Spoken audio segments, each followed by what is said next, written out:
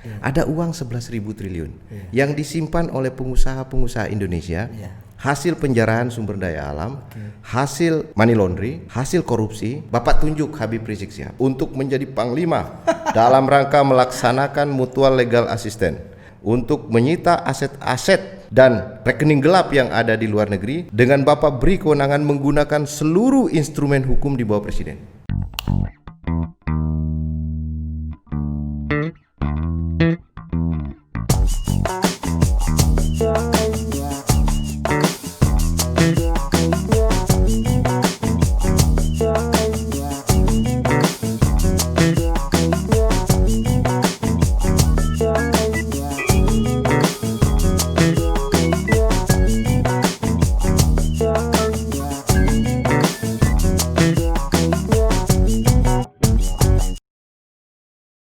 Assalamualaikum warahmatullahi wabarakatuh. Kembali lagi di podcast Mas Mansuri, podcast yang menjadi suara bagi mereka yang tak mampu bersuara, menjadi suara bagi mereka yang tidak berdaya. Wahai saudaraku sebangsa setanah air, dimanapun kalian berada, yang di pabrik-pabrik, teman-teman buruh, pekerja, doa kami semoga diberi kesehatan dan rezeki mengalir terus. Yang di desa-desa, para petani, teman-teman sekalian, doa kami juga sama, semoga hasil bumi terus melimpah dan sejahtera. Tidak lupa yang ada di pasar tradisional, pedagang kecil, pedagang kaki lima, semoga dagangannya laris, halal dan penuh keberkahan. Sahabatku sekalian, hari ini menjadi sangat istimewa karena podcast Mas Mansuri kehadiran tamu kawan lama saya, Pak Salamuddin Daeng. Apa kabar? Baik. Bung Daeng, kita ketemu terakhir tahun berapa ya? Sebelum gugatan Undang-Undang Perdagangan 2016 ya? 16 ya. 16. Lama juga kita nggak ketemu.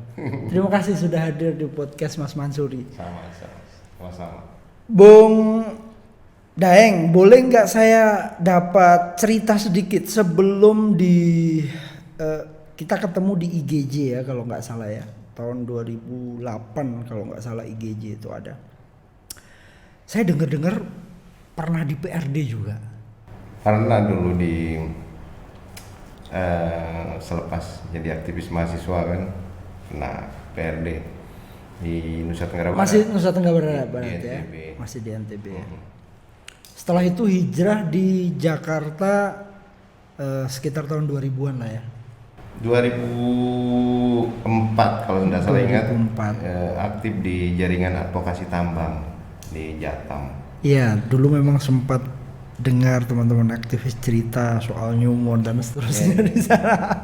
Sebetulnya itu awal jadi aktivis ya gara-gara isu-isu Advokasi itu ya, berkaitan dengan tambang ya. Iya. Oke. Warna tambangnya sampai ke sini kelihatan. Jadi walaupun sudah di IGJ masih tetap ngomong. Tambang ya. Baik teman-teman sekalian, hari ini akan menjadi istimewa sekali karena saya akan mengupas banyak persoalan-persoalan yang ada di dalam negeri dan luar negeri soal ekonomi politik, karena beliau memang ahli di ekonomi politik dan perlu banyak belajar. Ini publik perlu banyak belajar analisa ekonomi politik ke depan bagaimana.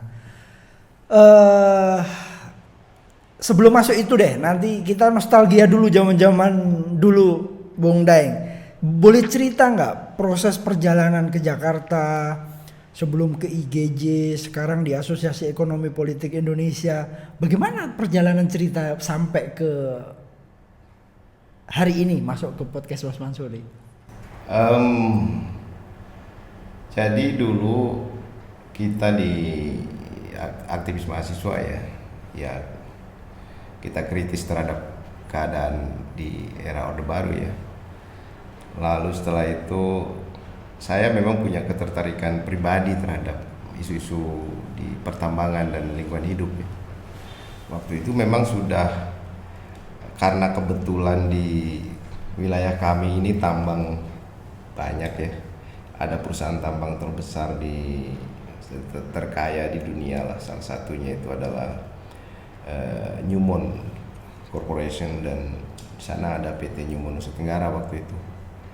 Dan memang waktu itu banyak sekali masalah yang ditimbulkan oleh tambang ini. Ada masalah lingkungan, ada masalah kesenjangan ekonomi, ada masalah kemiskinan di wilayah-wilayah sekitar tambang itu, ada masalah kerusakan hutan dan lain sebagainya. Jadi muncul ketertarikan untuk mengurusi masalah itu.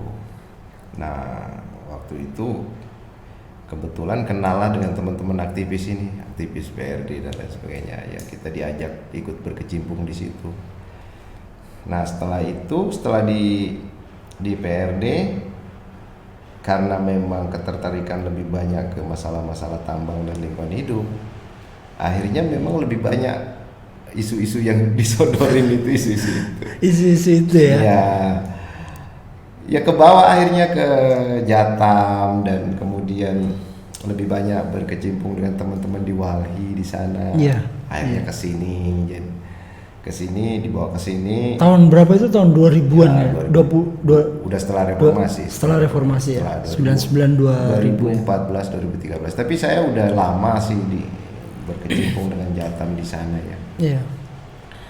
Nah, setelah dari Jatam masuk IGJ, ke IGJ, Indonesia Global Justice. Iya. Lebih ini dengan saya lebih pas lagi ya, karena mengurusi isu-isu ekonomi politik, isu-isu yang berkaitan dengan tambang juga diurusi, yang berkaitan dengan internasional juga diurusi, perjanjian internasional diurusi. Jadi semakin tajam ya. Ya, melengkapi lah ilmu kita di bawah tentang masalah-masalah yang terjadi. Akhirnya kita tahu keadaan ekonomi politiknya di atas, kira-kira gitu lah. Iya, kita ketemu pada saat advokasi undang-undang perdagangan kalau Iya, di IGJ itu ya. Di IGJ kan menggugat undang-undang itu, tapi memang nggak jelas juga nasibnya undang-undang itu kemana. Iya. Tapi memang IGJ punya banyak pengalaman gugatan ya, termasuk menggugat undang-undang penanaman modal 2007.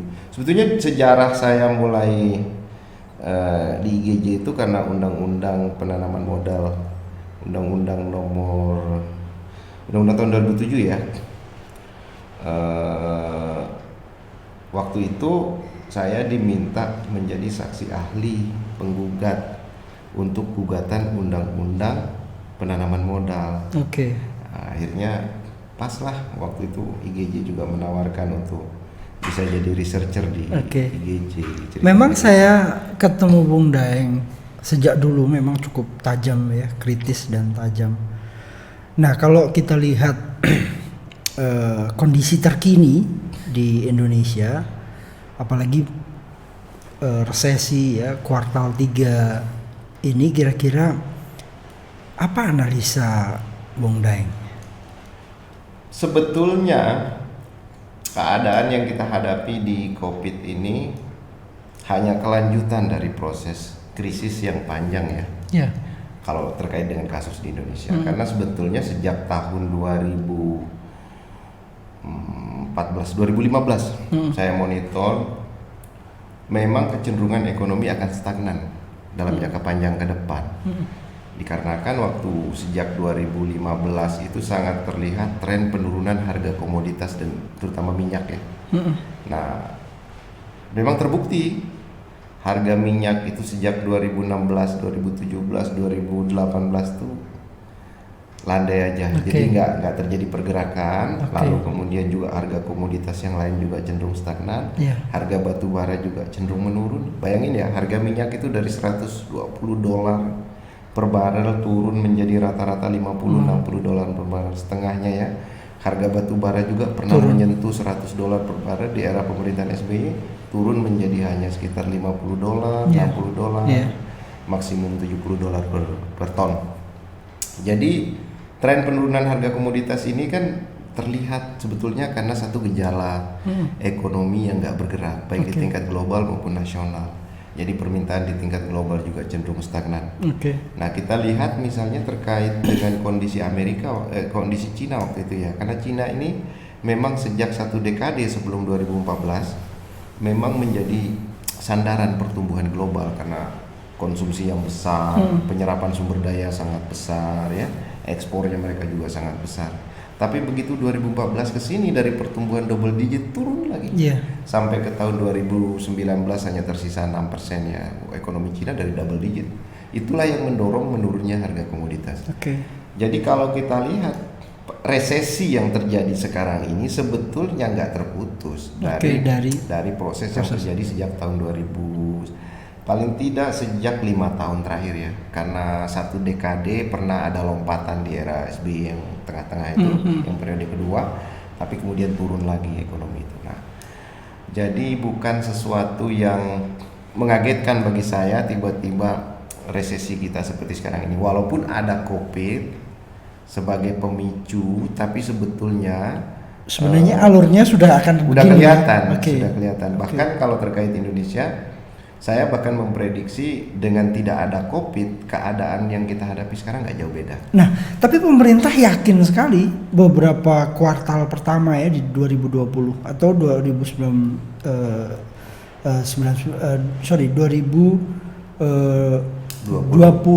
ya. 2021. Iya, 2020. Pemerintah confident.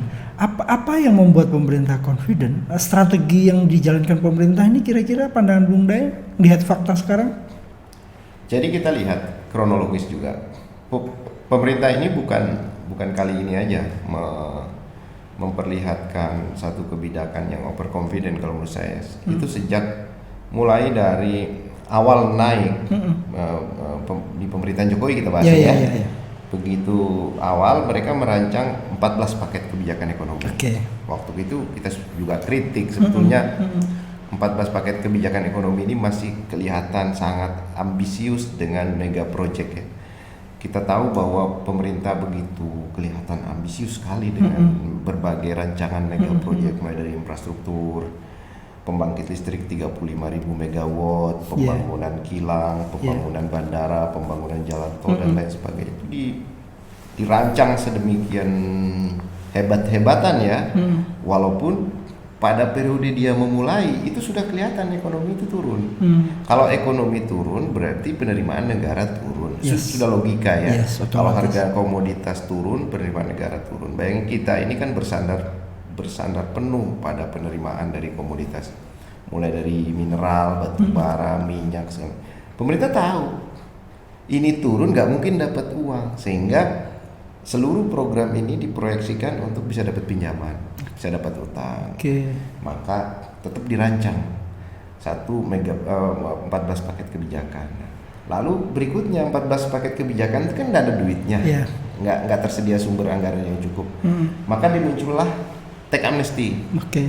Teks amnesti 2016 dirancang, tapi ternyata teks amnesti ini tidak menghasilkan apa-apa. Kan Presiden mengatakan dia memegang data di kantongnya. Ada 11 triliun uang pengusaha Indonesia yang ditempatkan di rekening-rekening di luar negeri, yang ditempatkan ke dalam rekening-rekening rahasia di luar negeri. Berikutnya data-data itu kan dibuka oleh Panama Papers dan lain-lainnya. Lalu mau ditarik ke Indonesia untuk dijadikan sumber keuangan untuk membiayai berbagai macam mega proyek yang dirancang oleh pemerintah. Bung Daeng saya tahan. Ini menarik diskusi ini, tetapi nanti kita akan bahas di situ. Sebelum masuk ke situ, saya ingin coba menggali apakah memang pemerintah nggak punya grand design atau memang nggak tahu bahwa yang tadi Bung Daeng jelaskan alurnya sebenarnya akan seperti ini sebenarnya. Apakah mereka nggak tahu sehingga mereka terlalu ambisius ya, kalau bahasa Bung Daeng ambisius melakukan paket kebijakan yang mereka jalankan. Ya tahu kan, kas negara di tangan mereka kan. Analisis mengenai perkembangan situasi global, mereka tahu ekonomi Cina lagi turun. Kalau ekonomi Cina lagi turun berarti ekspor Indonesia juga bakal melemah, otomatis, karena salah satu andalan pasar ekspor Indonesia Cina, India, Eropa, Amerika. Nah, perekonomian Eropa stagnan, tidak bergerak. Ya kan, perekonomian Amerika juga stagnan, tidak bergerak. Perekonomian Cina turun, berarti sebetulnya Indonesia itu kemungkinan dapat income pendapatan negara atau penerimaan negara atau pendapatan sektor swasta di dalam negeri juga akan turun. Itu udah pasti kan? Secara otomatis. Udah pasti, kecuali kalau utang. Nah, utang pun maka harus berlomba-lomba memasang imbal hasil yang tinggi-tinggi gitu kan. Iya. Jadi memberi bunga yang tinggi, interest rate-nya tinggi untuk mengejar agar orang mau menanamkan uangnya di Indonesia. Tapi itu kan mewariskan suatu resiko, kita gagal bayar. Iya. Pemerintah gagal bayar, swasta gagal bayar. Sebetulnya itu sudah diketahui. Cuman kan pengetahuan dari para menterinya kan nggak diberitahu ke presiden. Oke. Mungkin presiden diiming-imingi gitu. Nanti Pak kita akan tumbuh double digit. Nanti Pak kita akan dapat 11.000 triliun melalui teks amnesti. Nanti Pak kita akan dapat ini kan gitu. Iya. Nah mungkin ya Presiden Jokowi iyain aja karena senang kan dikasih angin. Harapan ya. Angin surga. Nah, dikasih harapan begitu besar gitu loh. Okay. Walaupun sebetulnya di atas kertas semua harapan-harapan itu nggak mungkin kalau melihat kondisi objektifnya. Kecuali ada suatu lompatan yang besar untuk memperoleh sumber dana yang lain ya, atau suatu keadaan, suatu konsep luar biasa untuk menata keuangan kita atau menata sistem pembiayaan. Ya, ini belum terbukti pandemi muncul. Nah, begitu datang pandemi, kita kan sudah punya dua penyebab awal tuh. Pertama, harga komoditas menurun, ya, harga komoditas menurun. Sebab kedua, sebelum COVID, industri terjadi deindustrialisasi di Indonesia, stagnan, tidak berkembang, ya kan, tidak berkembang dan lain sebagainya. Nah, begitu datang COVID, ya kan, yang dihantam yang ketiga, konsumsi. Konsumsi melemah, ya kan, segala macam. Akhirnya kelihatan, waduh, tadinya tersisa konsumsi sebagai sumber penerimaan negara ya, kan konsumsi yang gede. Konsumsi itu menopang sekitar 56% GDP Indonesia. Konsumsi masyarakat ya, nah sekitar 56%. Dan itu menyumbangkan pajak, menyumbangkan penerimaan negara. Tapi begitu COVID datang, yang dihantam konsumsi. Yang lain juga dihantam, industri dihantam, komoditas dihantam, harga minyak bahkan sampai 0 ya, sampai di bawah 1, harga batu bara juga turun. Lalu berikutnya yang dihantam itu kaki ketiganya, namanya konsumsi. Akhirnya nggak punya uang. Nah, di saat ini sebetulnya yang diperlukan itu negara punya uang. Kalau COVID begini, kalau negara nggak punya uang nggak akan bisa menyelesaikan ya. Jadi investasi udah pasti nahan diri. Siapa mau investasi dalam situasi sekarang? Nggak mungkin. Ekspor udah pasti akan terbatas karena di negara lain juga menahan diri untuk impor, kebutuhan industrinya juga stagnan, tidak istilahnya sedang mati suri ya. Ekspor pasti akan melemah. Lalu kemudian konsumsi sekarang melemah, iya kan? Konsumsi melemah. Berarti pengeluaran pemerintah nggak memungkinkan lagi. Nah, mungkin nggak momentum ini sebagai upaya untuk kita bisa berdiri di kaki kita sendiri? Sebetulnya bisa saja. Sumber daya alam kita loh. Bisa saja. Tapi kalau dalam situasi kayak gini, mau jual kemana? Ya kan? Mau jual minyak, harga minyak $40. Ya mau jual apa? Sulit sekali sekarang. Bahkan satu masalah yang terus-menerus membebani kita dan tidak mendapat penyelesaian itu adalah masalah utang. Baik itu utang swasta maupun utang pemerintah. Nah, sekarang utang pemerintah saja sudah $200 miliar, utang luar negeri. Utang dalam negerinya sekitar 2.700-an ya, 2.800-an triliun. Bertambah di tahun ini saja sekitar 700 triliun sampai bulan Oktober. Itu utang dari surat utang negara ya. Nah, utang luar negeri pemerintah sendiri sudah 200 triliun. Dan ini kalau misalnya tahun ini sebagaimana yang dirancang di dalam Perpu nomor 1 2020 dan Undang-Undang nomor 2 2020 di mana defisit APBN dirancang sampai 1.039 triliun, berarti pemerintah mengharapkan utang 1.039 triliun atau pembiayaan 1.039 triliun.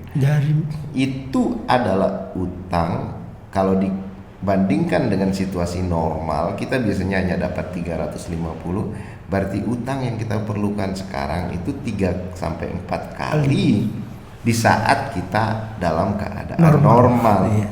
Nah, pertanyaannya, kalau dalam keadaan normal saja kita itu kesulitan Apalagi dalam membayar kondisi sekarang. utang, apalagi di dalam kondisi kita kejepit sekarang. Oke, ini ada pertanyaan nih Bung Daeng.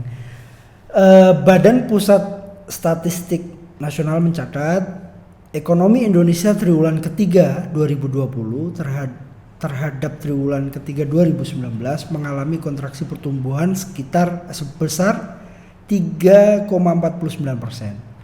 Dengan begitu ekonomi Indonesia masuk zona resesi atau minus dalam 2 kuartal berturut-turut.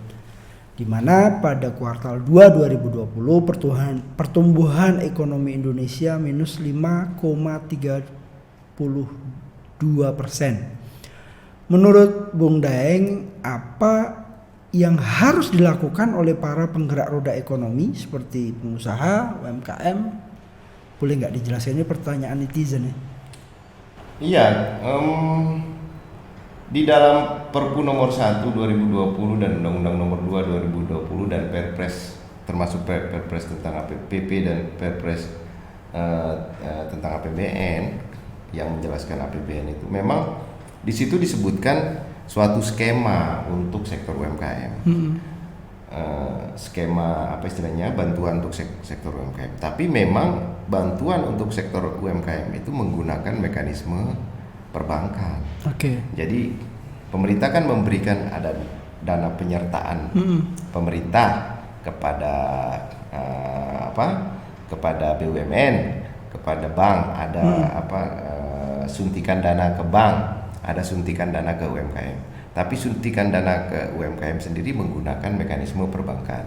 Syarat-syaratnya ya harus tidak pernah gagal bayar, tidak ada NPWP, tidak pernah menunggak, dan seterusnya. Dan persyaratan-persyaratan yang digunakan oleh pemerintah ini persyaratan normal. Maka saya bilang kalau begini ini bukan emergensi, bukan persyaratan pada situasi darurat. Nah, sementara untuk sektor-sektor besar pemerintah menggunakan protokol darurat, misalnya suntikan dana ke bank, itu protokol darurat. Nah, sedangkan di UMKM harus menggunakan bank. Sedangkan banyak UMKM kita yang jujur tidak bankable. Nah, menggunakan prosedur normal, prosedur perbankan normal, tidak pernah telat bayar, tidak pernah itu, punya NPWP dan lain sebagainya. Itu bukan skema penanganan krisis, bukan. Sementara di atasnya skema penanganan krisis. Artinya di atas mungkin terserap, di bawah nggak akan terserap. Maka saya bilang mekanisme untuk UMKM belum maksimal, belum ada. Belum ada yang spesifik untuk penanganan kondisi darurat. Setuju. Kalau mekanisme untuk perbankan, sektor keuangan, mekanisme untuk BUMN, perusahaan-perusahaan swasta sudah ada. Tapi kembali lagi, dari mana pemerintah dapat duitnya? Iya kan? Ada, saya lihat perkembangan surat utang negara 700 triliun, tahun depan udah harus bayar lagi tuh. Saya yakin itu dana-dana jangka pendek semua. Gak mungkin bisa diinvestasikan dalam jangka waktu lama. Apalagi investasi untuk sektor UMKM, nggak bisa sektor UMKM investasi hari ini, tahun depan dah gemah ripah. Padahal kan penyelamat ekonomi nasional sebenarnya mereka sebenarnya. Di saat krisis, kalau kita lihat krisis 3 kali krisis ya, yang lain mungkin bisa kembali ke negaranya masing-masing di level atas, tapi di bawah kan tetap bergerak. Berbeda dengan sekarang ini, UMKM kita hancur lebur nih periode-periode ini. Iya, tentu saja ya, karena yang dihantam sektor konsumsi. Nah, sektor konsumsi yang dihantam di dalam COVID ini tidak hanya membatasi sektor produksi besar untuk menjual atau perdagangan besar untuk menjual barang-barang kebutuhan masyarakat, tapi juga rakyat kecil juga dibatasi gerakannya. Nah, ini masalah. Sebetulnya kalau mau memberi dukungan kepada UMKM, tentu dukungan paling penting menurut saya di era COVID ini adalah dukungan untuk memperlancar rantai suplainya mereka. Jadi mereka ini harus dimudahkan mendapatkan sumber-sumber untuk kegiatan produksinya. Pada saat yang sama disediakan sumber-sumber untuk memfasilitasi produksi itu berlangsung, lalu pasar. Ya. 3 itu harus ada difasilitasi. Tapi daya beli masyarakat terus menurun. Nah itu menjadi problem lain lagi, sehingga daya beli yang sudah menurun ini kan menjadi rebutan yang besar sama yang kecil. Harusnya memang sih yang kecil bisa mendapatkan bagian yang agak signifikan dibandingkan dengan yang besar. Harusnya. Kan kita tetap masih beli BBM, masih beli listrik, masih beli hasil-hasil manufaktur yang besar. Seberapa banyak yang bisa dialokasikan untuk lapisan hasil produksi UMKM yang merupakan konversi atas yang bisa dihasilkan oleh yang besar. Misalnya kayak listrik, UMKM belum bisa menghasilkan. Ya, BBM, UMKM nggak bisa menghasilkan. Padahal dua konsumsi itu masih besar. Pulsa belum bisa diproduksi oleh UMKM. Lalu bahan-bahan pangan mungkin sudah bisa, bahan-bahan keperluan rumah tangga mungkin sudah bisa. Nah itu yang sebetulnya harus dicari mekanismenya oleh pemerintah agar mereka bisa diberi ruang. Mungkin nggak yang dilakukan pemerintah seperti undang-undang Omnibus Law ini menjadi alternatif untuk menyelamatkan itu? Mungkin nggak? Begini, undang-undang Omnibus Law itu kalau kita baca, Anda ketik aja berapa kata tanah di dalam undang-undang itu. Undang-undang itu sebetulnya sebagian besar bicara soal perizinan, izin. Yang paling banyak kedua bicara di undang-undang itu, kata yang paling banyak nomor 2 itu kata tanah. Tanah.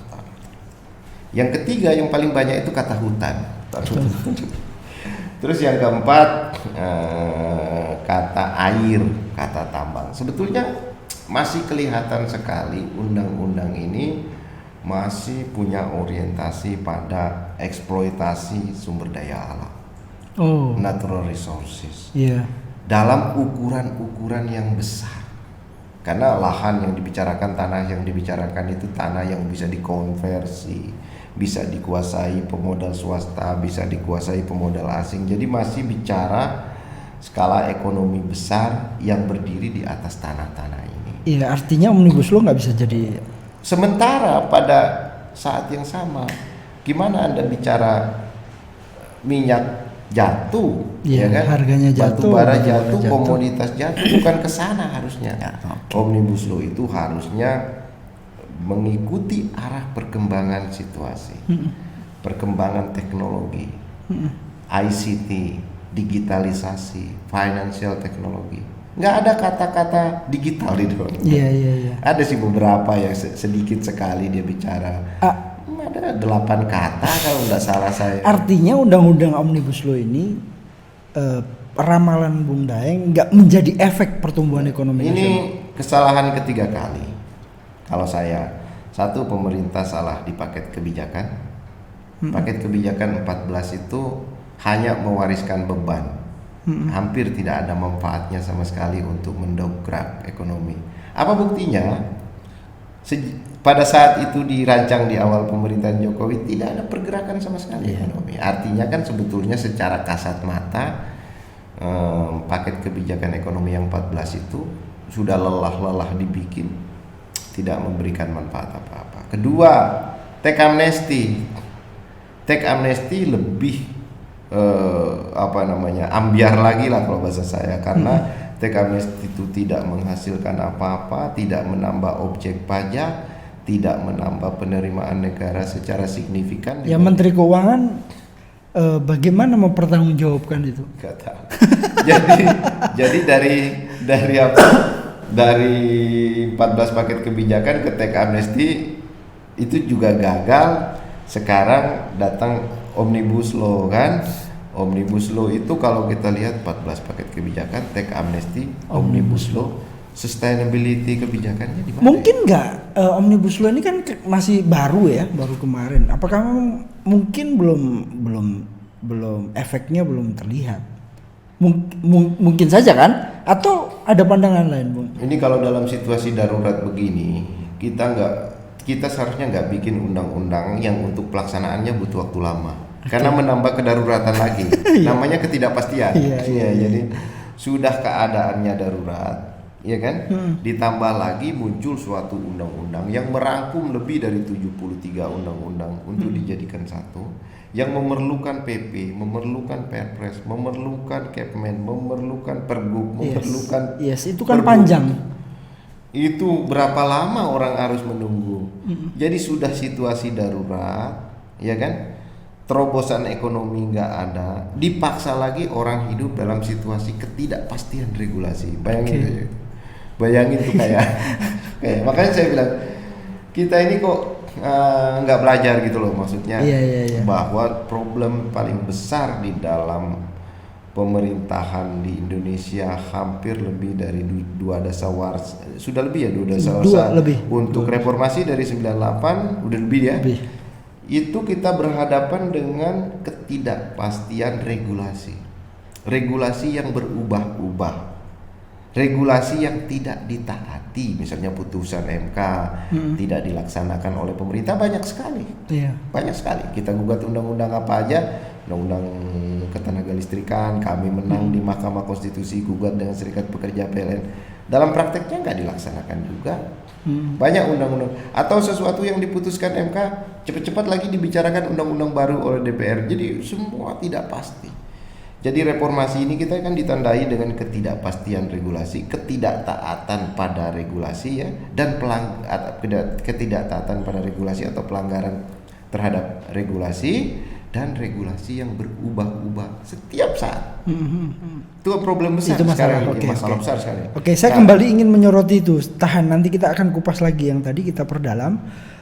Soal COVID lagi nih. Menurut Bung Daeng, apa tahun 2021 nanti ya perekonomian Indonesia sudah bisa lepas dari bayang-bayang COVID-19, dan bagaimana ramalan perekonomian kita di tahun 2021 dengan proyeksi pertumbuhan ekonomi pemerintah sebesar 5% dalam APBN 2021. Ini pertanyaan dari teman-teman.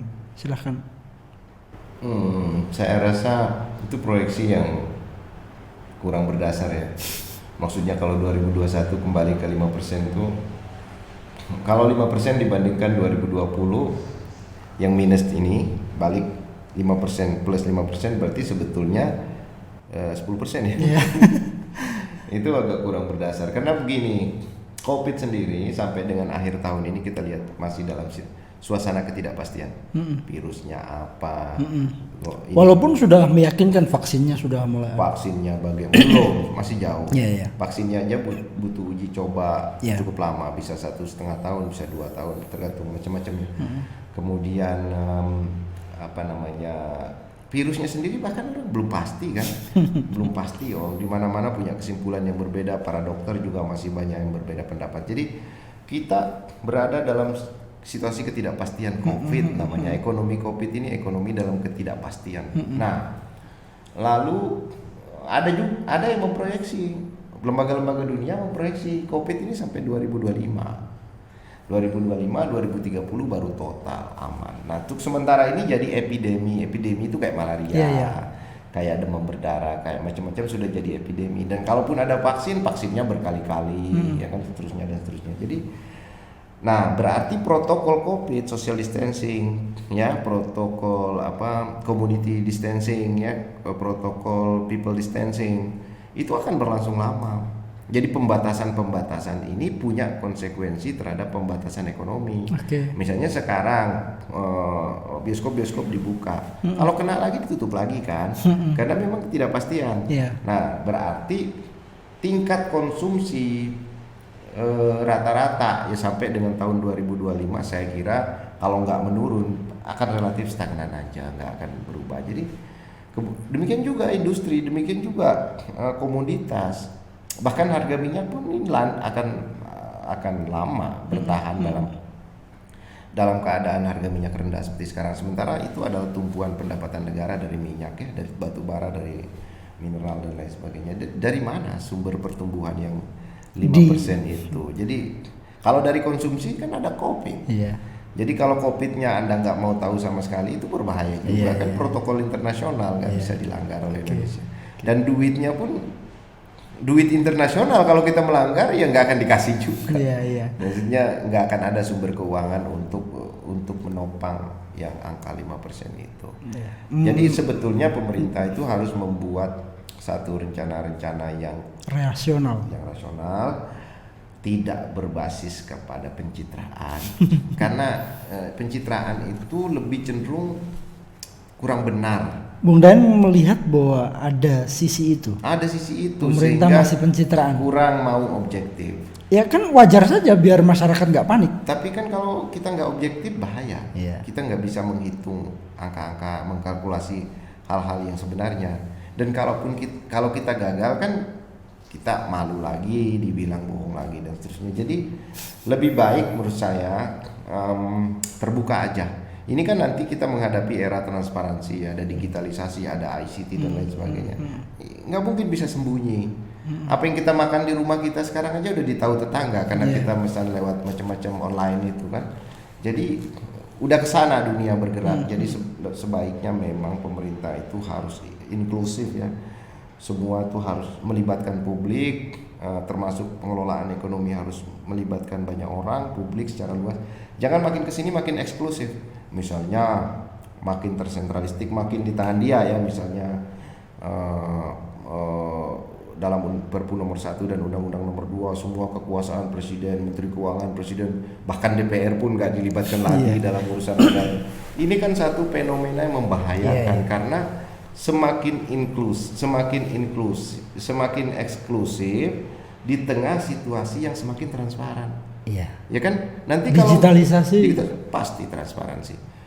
Nanti begitu nggak mampu kan malu sendiri. Kekuasaan udah dikasih sedemikian besar, DPR nggak dilibatkan dalam urusan anggaran, dia bisa netapin. Ya kan bisa alasan ini lagi pandemi ini kan bisa Pak. Ya bisa, tapi boleh. Memang alasannya itu kan sekarang.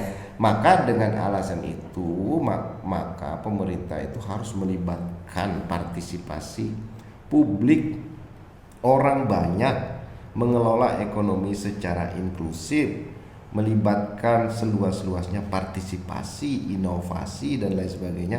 Karena hanya itu yang bisa menggerakkan arus bawah ekonomi ini untuk menggeliat lagi. Karena yang di atas-atas sudah amblas semua. Banknya sudah mulai membahayakan, perusahaan-perusahaan gede sudah gulung tikar ya kan, perusahaan-perusahaan minyak rugi semua, PLN rugi semua, Pertamina rugi dan lain-lain. Baik, saya sempat baca ini kan kita ngobrol soal perusahaan-perusahaan, ngobrol soal banyak hal. Sempat saya baca di beberapa catatan dari Bung Daeng soal Jiwasraya. Coba boleh nggak itu dikupas apa sesungguhnya yang mendasari Bung Daeng menyampaikan beberapa analisa itu? Ya sebetulnya gini, saya mengamati banyak problem dana publik ya. Saya mencoba mengkritisi pemerintah terkait dengan penggunaan dana publik untuk kepentingan pembiayaan di APBN, misalnya dana haji.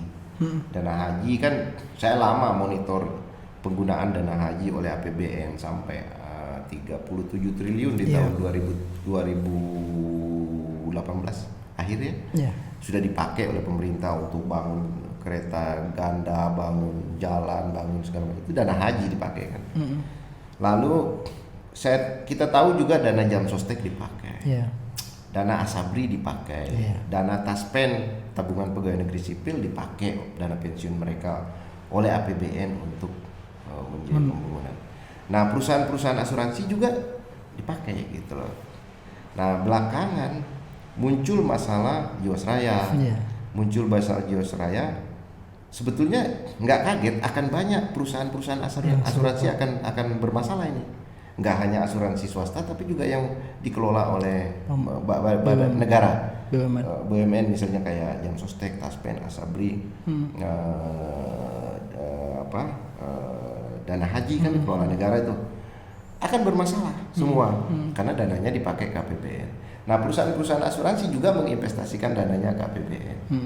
Nah si Jiwasraya ini karena ada masalah investasi yang dikelola secara amburadul, oleh seseorang dan kemudian korupsi melibatkan banyak sekali lembaga negara yang harusnya bertanggung jawab, PPATK, OJK. Dia harus tahu itu panjang sekali prosesnya, perusahaan-perusahaan swasta yang oligarki gede-gede ya, yang memakai uang mereka ini. Jadi ya saya bilang ya ini perampokan besar-besaran oleh oligarki terhadap. Artinya kasus Senturi akan terulang? Ya buktinya sudah disuntik. Tapi kita akan lihat, mungkin sekarang mereka masih bisa melakukan apa saja dengan landasan Perpu ini.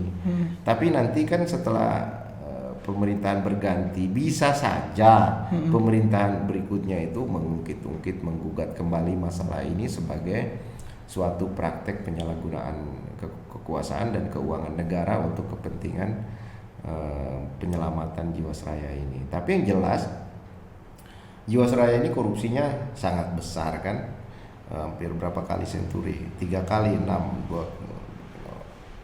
5-6 kali Senturi. Jadi cukup besar ya, cukup besar juga kerugian yang diderita dan cukup besar juga nanti beban keuangan negara untuk menyelamatkan ini. Gitu. Jadi ya peristiwa ini memang lekat pada situasi krisis. Untungnya dia meledak sebelum orang punya alasan COVID gitu loh. Seandainya tadinya kalau COVID duluan datang baru diledakin Jiwasraya bisa aja nanti alasan. Tapi itu nggak bisa karena itu apa istilahnya keuangan ini nggak mungkin bisa disembunyikan panjang karena itu jejaknya ada semua. Pada akhirnya akan terbuka semua. Oke, kita kembali mendalami ini Bung Daeng. Ada pertanyaan nih. Kalau tadi sudah dijelaskan sedikit, tapi saya mau agak tajam sedikit nih. Jadi menurut Bung Daeng gimana ini masa depan tax amnesty? Apakah ada hubungannya dengan taipan-taipan di Indonesia nih? Ini pertanyaan netizen tuh. Tax amnesty itu kan program mengembalikan uang para taipan Indonesia ya. Para taipan Indonesia ini kan sebetulnya track recordnya panjang dalam hal urusan rekening rahasia ini.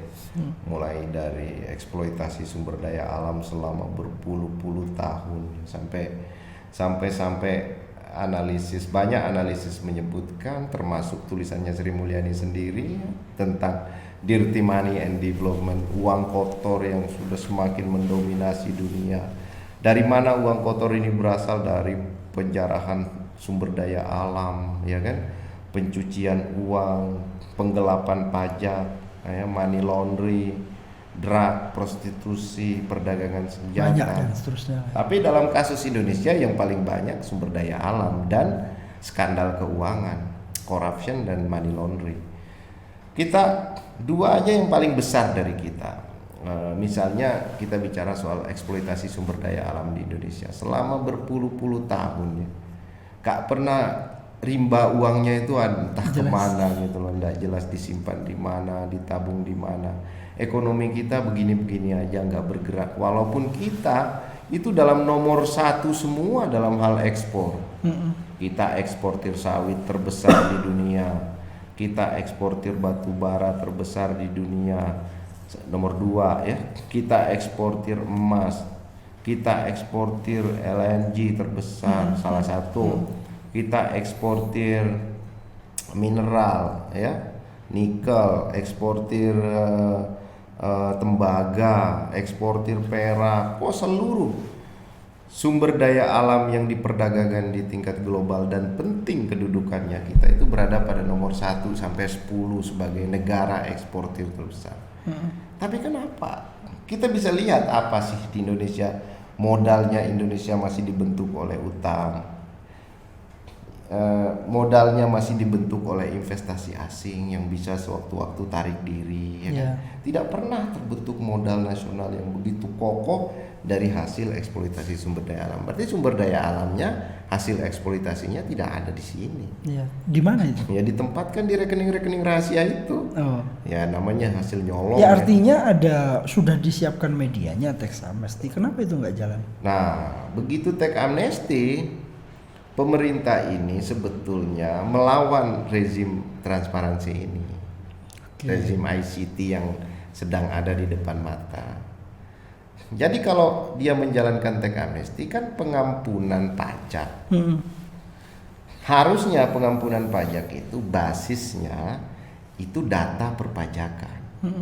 Data pemerintah tentang orang-orang yang menunggak pajak atau melakukan pengemplang pajak atau melakukan ya sejenisnya, tapi perdata di bidang perpajakan. Perbuatan pidana nggak bisa dong teks amnesti. Orang nyuri uang masa teks, orang nyolong uang negara simpan di luar negeri masa teks amnesti, kan nggak make sense, nggak masuk akal. Nah, harus bagaimana?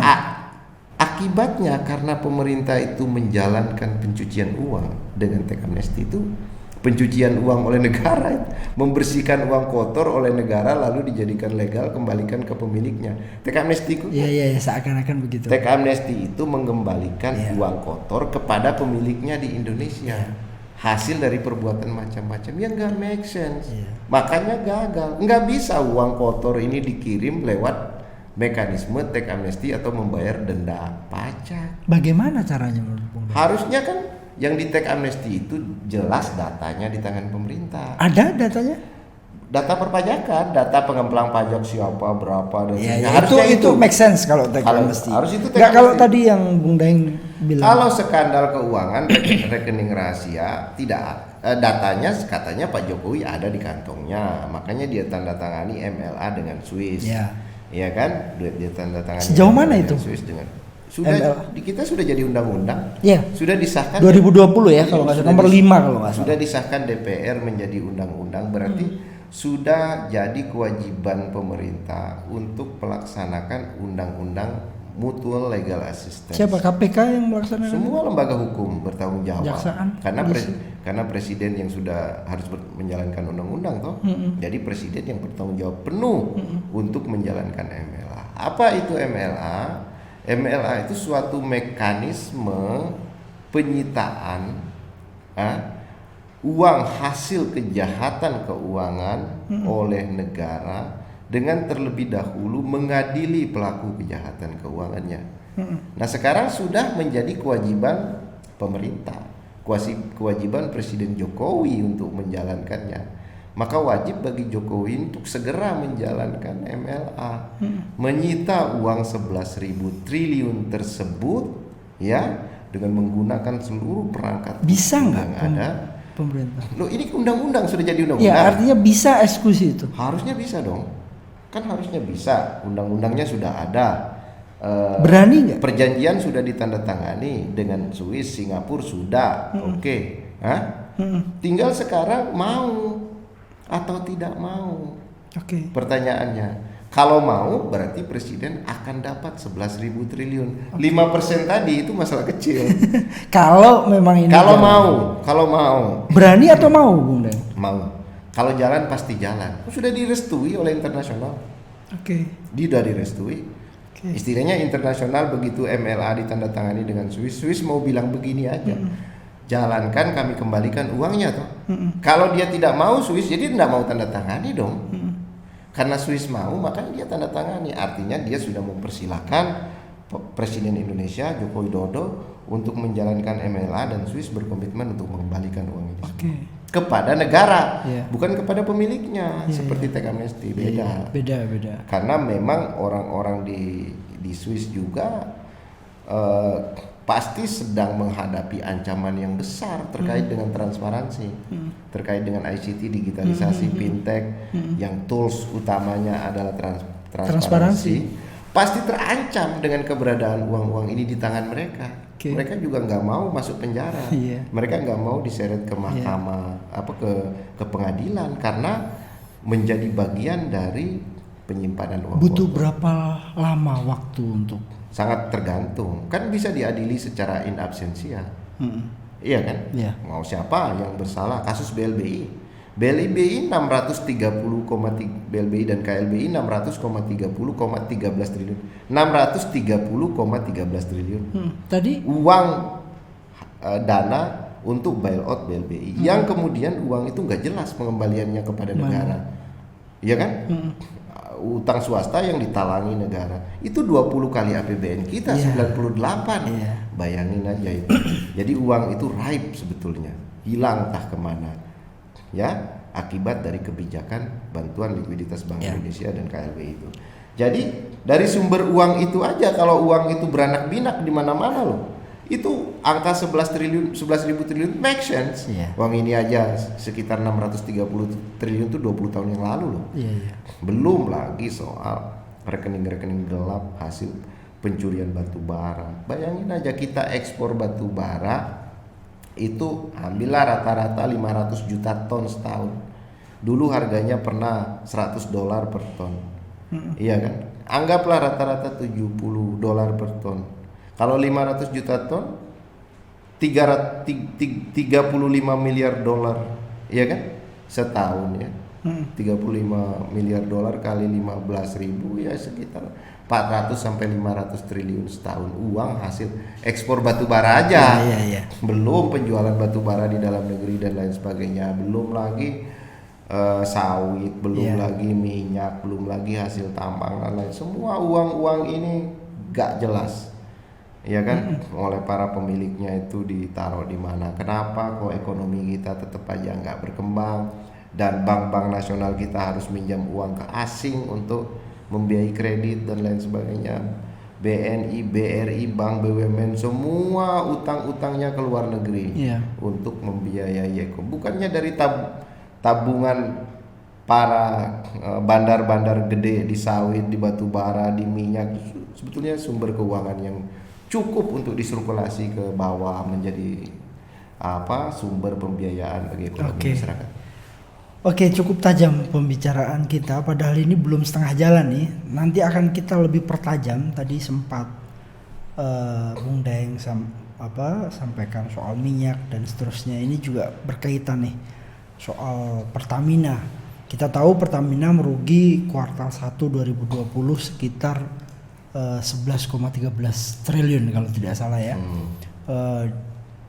Bung Daeng sempat saya baca mengatakan kalau proyek digitalisasi Pertamina ini proyek asal-asalan. Kenapa bisa menyimpulkan proyek asal-asalan? Karena saya punya ekspektasi besar terhadap digitalisasi.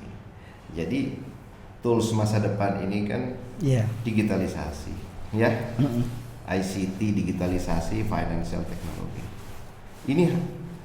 Ini akan memandu masa depan. Gak bisa ditolak. Termasuk COVID harus memakai ini, ekonomi COVID ini. Kenapa? Kita bisa lihat contohnya, physical distancing, community distancing, people distancing. Tapi kan people connecting, semua orang masih terhubung lewat internet. Berarti toolsnya dia itu memakai digitalisasi dong. COVID ini bisa ekonomi COVID bisa jalan jika digitalisasi kan gitu. Sama juga berarti dengan walaupun nggak ada COVID, tetap digitalisasi sebetulnya akan menjadi tools masa depan. Ada COVID menyebabkan digitalisasi melompat menjadi kebutuhan semua orang gitu loh. Nah, karena ekspektasi saya tinggi, saya lihat harusnya Pertamina digitalisasinya dari hulu ke hilir, rantai suplai dia, ya toh, lalu kemudian SPBU segala macam. Kenapa? Ini berhubungan dengan ICT dan financial technology dan macam-macam yang terus ke depan harus dikelola secara transparan. Jadi begitu orang beli minyak seliter, ibaratnya gini ya, Bung Mansuri, beli minyak seliter itu Menteri Keuangan alarmnya langsung bunyi karena ada pungutan SDM di situ, ada pungutan pajak PPN 10%, ada PPH, ada PBBKB, pajak kendaraan bermotor. Waktu kita beli bensin waktu kita beli ini ada pungutan konstantanya malah. Jadi di dalam harga BBM kita itu banyak sekali pungutan pemerintah itu. Nah, begitu kita beli BBM, alarm Menteri Keuangan langsung bunyi, udah masuk sekian. Kan itu bagus sekali. Rakyat pun tahu. Setiap saya beli BBM, saya berkontribusi pajak. Negara. Berkontribusi penerimaan negara sekian. Ekspektasi saya tinggi. Digitalisasi, role model, tools, dia akan memandu seluruh kegiatan BUMN kita sehingga BUMN kita lebih transparan, ya, lebih terbuka, lebih inklusif, lebih orang bisa berpartisipasi, lebih orang tahu tentang apa dan bagaimana ke depan. Apakah BBM akan tetap begini atau BBM ini akan dikurangi, akan bagaimana? Ya mungkin karena harga minyak dunia turun Dan sih. seterusnya. Harusnya digitalisasi itu harus jadi tools. Menambah. Tetapi karena proyeknya nggak tahu bagaimana ceritanya, katanya proyek ini dibiayai Telkom. Oke. Lalu dari pembiayaan Telkom itu kita setiap Telkom memungut fee dari Pertamina, tapi bukan dari Pertaminanya langsung, tapi dari setiap orang beli BBM. Oh, berarti dalam hati saya ini bukan proyek Pertamina ya. Ya. Ini proyek Telkom yang ditempel ke SPBU. Oke. Berarti SPBU melakukan proyek Telkom yang ditempel di SPBU untuk memungut fee. Iya. Wah, ini parah kalau begini. Maksudnya bukan menyelesaikan masalah rantai suplai migas, tapi yang satu sibuk cari keuntungan sumber palakan. Jadi apa ya? Karena ekspektasi kita berlebihan, tinggi ya. Sementara orientasi mereka sempit banget. Ngeluarin uang membiayai proyek lalu memungut fee. Oke. Nah, kita lihat ke belakang, proyek ini tidak ada berdampak apa-apa, tidak terasa apa-apa Terhadap pemasukan ya. Iya. Kalau kita mau cek pom bensin di mana pom bensin Pertamina, apa kita menggunakan fasilitas digitalisasi itu kan enggak? Pakai Google Map. Iya. Oke, kita tahan sebelum kita masuk ke wilayah global. Ada satu pertanyaan lagi, tapi saya ingin Bung Daeng kita coba kopinya dulu. Ini baik. kopi rakyat ini. Terima kasih. Kita coba.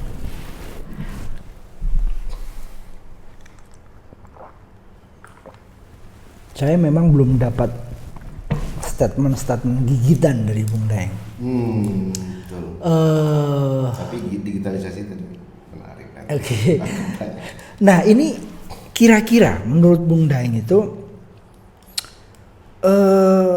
koperasi dan koperasi dan UMKM ini bisa nggak, benar nggak bisa menjadi sokok guru perekonomian nasional,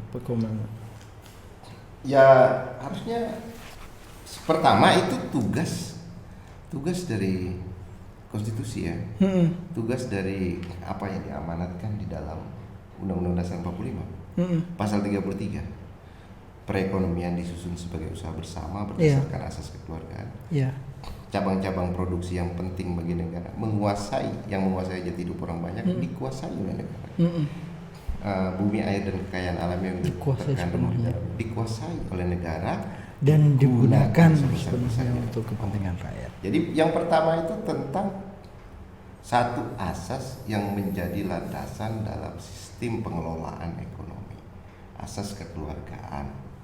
Usahanya usaha bersama. Badan-badannya itu seperti UMKM, BUMN. Kan gitu. Yes. Yang paling inklusif, paling ada di lapisan terkecil masyarakat kita. Harusnya kalau kita bicara UMKM dan BUMN harusnya bisa menjadi menjadi satu tulang punggung lah ekonomi nasional kita. Karena UMKM kan bicara lintas sektor juga, bicara pertanian UMKM, bicara industri UMKM, bicara jasa UMKM dan seterusnya ya. Jadi sebetulnya bisa. Itu kalau UMKM bangkit menandakan bahwa ekonomi itu makin terbuka, makin inklusif, makin partisipatif kan. Sebetulnya menurut saya itu adalah suatu jalan yang penting yang bisa baik, jadi alternatif yang harus dilakukan. Apalagi di tengah kondisi ya. Era Covid sekarang. Digitalisasi.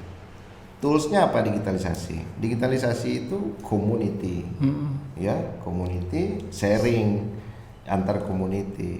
Semua orang sudah terhubung dalam komunitas. Jadi sangat terbuka sekali peluang untuk suatu pelaksanaan suatu asas yang bersifat cooperation, kerjasama. Nggak hanya di lingkungan kita, tapi bisa dari luar. Bisa kan di dalam komunitas media sosial itu ya lintas lintas society, lintas kelompok, lintas golongan, Lintas lintas generasi. pekerjaan, tapi bergabung dalam satu komunitas. Oke. Komunitas tertentu di media sosial tertentu kan, itu menghubungkan mereka, berbagai kepentingan bisa maka sebetulnya era digitalisasi ini menyediakan satu ruang bagi tumbuh berkembangnya kerjasama di dalam satu komunitas dan terjadinya sharing di antara mereka. Yes. Jadi sebetulnya apa yang dipikirkan oleh Funding. konstitusi kita itu, ya medannya itu sekarang sebetulnya orang bisa lihat semua digitalisasi ini. Iya. Bayangin aja di dalam Twitter kita berada dengan semua orang dalam komunitas yang luas sekali. Kita di Instagram, di Facebook, luar biasa. Yes. Jadi kelas-kelas sosial atau jenis-jenis pekerjaan, jenjang-jenjang bisa berbaur di situ dan bisa sharing. Nah, di dalam ruang yang lebih kecil di kampung-kampung, di RT, sebetulnya bisa dihubungkan juga di dalam komunitas-komunitas kecil dengan media-media tersendiri ya, di mana mereka bisa bekerja sama dan sharing. Kalau sekarang mengandalkan yang besar-besar udah nggak bisa. Nggak bisa. Eranya ke depan tuh yang besar-besar ya bangkrut lah. Karena mereka sudah tidak lagi mengambil bagian terpenting di dalam era digitalisasi. Semua sudah bergeser menjadi milik komunitas yang luas. Baik. Bung Daeng, kita akan sedikit tajam mengupas soal ekonomi global ya. Tapi saya sebenarnya pengen sampaikan Bung Daeng bahwa di sini tuh bebas. Pengen ngerokok silakan. Oh iya. Pengen. Oke. Itu diperbolehkan di sini. Jadi bebas. Kita mau bersuara apapun tidak ada masalah. Karena podcast Mas Mansuri adalah podcast yang menjadikan mereka yang tidak mampu bersuara untuk bersuara dan yang tidak berdaya bisa bersuara di sini. Bung Daeng, pandangan Bung Daeng nih atas terpilihnya Joe Biden dan Kamala Harris pada pemilu Amerika Serikat. Akankah menguntungkan Indonesia? Bisa untung, bisa rugi. Kalau untung apa yang diuntungkan? Kalau rugi apa yang dirugikan? Kalau Joe Biden dari awal saya simak omongannya. Pertama yang paling signifikan menurut saya, dia menyatakan akan kembali ke kesepakatan Paris. Oke. COP21, climate change. Ya. Berarti target-target di dalam climate change kembali Amerika akan memimpin penurunan emisi global 2025 dan 2030. 2030 seluruh target harus selesai. Berarti 10 tahun dari sekarang ya. 2025 contoh. Misalnya 2025 bank-bank besar tidak lagi boleh membiayai fosil energi. Minyak, batu bara dan energi fosil lainnya dan nggak boleh lagi bank-bank besar. 2030 seluruh lembaga keuangan sudah nggak ada lagi. Nah, kemudian pajak tax $250 per ton karbon. Ya, per ton karbon $250. Bayangin aja $250 per ton. Misalnya BBM. Kita mengkonsumsi BBM 73 miliar liter. 73 miliar liter. Berarti karbonnya berapa? Sekitar 150 miliar kilogram karbon atau sekitar 150 juta ton karbon, ya. Nah, sekarang kalau dikali $250 berapa? Ya. 50 juta ton karbon. 1 tonnya $250. Bisa bayar nggak kita? Nggak bisa. Nanti dibebankan ke industri, dibebankan ke konsumen. Industri mau ekspor barang keluar kena tax $250. Ya, nggak jadi tahan di Indonesia. Yang mahal nanti dijual di sana. Di sananya nggak ada yang beli kan? Karena sudah kena tax. Iya. Istilahnya menjadi non tarif barrier di dalam perdagangan internasional, namanya carbon tax, ya kan, menjadi non tarif barrier. Demikian juga yang impor dari luar ke kita, itu akan kena non tarif barrier dalam karbon kalau dia menggunakan karbon. Tetapi kalau dianya sendiri tidak mengkonsumsi karbon dari listrik yang tidak menggunakan karbon, dari industri yang tidak karbon, masuk ke sini bebas. Kita yang masih pembangkit listriknya 70% batu bara, Ya konsumsi kendaraannya masih 73 miliar liter BBM. Ya ampun. Sampai 2025 dan 2030 kita bisa jadi negara yang dikucilkan di dunia karena harus terkena carbon tax. Belum lagi kita terkena komitmen seperti Pak Jokowi berjanji penurunan emisi sampai 2025 cukup besar janjinya 23% loh. Besar sekali dan terpenuhi. Enggak, sekarang baru 9%. Dari mana dia bisa penuhi? Janji loh di kesepakatan Paris. 15% mungkin? Enggak, tinggal berapa tahun. Iya sih. Sekarang kita lihat tren pertumbuhan sekarang. Pembangkit batu bara makin mendominasi. Swasta makin masuk ke batu bara. Pembangkit perusahaan-perusahaan batu bara gede di Indonesia udah punya pembangkit semua. Dan itu tantangan besar. Oke. Sinar Mas ya KPC ya Berau dan lain sebagainya punya Adaro punya pembangkit batu bara, pembangkit listrik loh. Mereka produsen batu bara sekaligus punya pembangkit. Iya, kalau Bumi Resources dan lain sebagainya. Kalau Joe Biden apa yang menguntungkan kita? Itu climate change tadi ya. Bisa menguntungkan kita climate change ini kan kalau kita ikut aktif. Misalnya contoh, kita punya hutan terluas di dunia, hutan tropis 100 juta hektar. Ya. Kita bisa Itu konversi harusnya di karbon, bisa bikin macam-macam. Setuju. Pembangkit batu bara kita bisa konversi ke gas yang swasta pemerintah batasi, nggak usah beli lagi dari swasta batu bara, suruh konversi ke bahan bakar energi terbarukan. Baru pemerintah atau PLN menetapkan sistem take or pay kepada mereka. Kalau dengan sistem sekarang pembangkit swasta di batu bara jangan mau beli lagi dengan sistem take or pay. Kan sistem sekarang take or pay. Pak Mansuri bikin pembangkit, PLN wajib beli ke Bapak. Termasuk jika Bapak membuat pembangkit untuk kebutuhan sendiri, lalu ada sisanya, PLN wajib beli. Kan ngeri itu, wajib beli. Kalaupun Pak Mansuri bikin pembangkit, lalu produksinya tidak sesuai dengan MOU, melebihi produksi yang seharusnya, sisanya PLN wajib beli.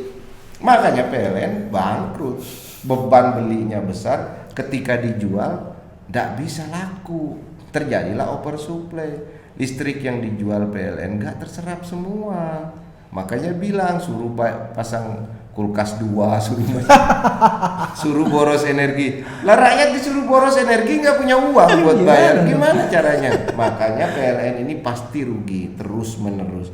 Demikian juga Pertamina. Nah, sekarang ya sebetulnya bisa untung, cuma kan di sini orangnya kan ngalah ngeyel. Kita lanjut sih. Padahal nggak bertenaga tapi ngeyel gitu. Oke, kita lanjut soal Joe Biden. Iya, Joe Biden. Kalau sebetulnya yang kedua soal Joe Biden ini, karena dulu Trump keluar dari protokol dari Paris COP21, begitu dia naik langsung ini. Kembali. Nah yang kedua, Trump itu anti vaksin. Bukan anti vaksin sih. Waktu dia naik itu dia meminta kepada salah seorang staf ahlinya untuk menginvestigasi seluruh vaksinasi yang ada di Amerika. Nah ini menarik nih.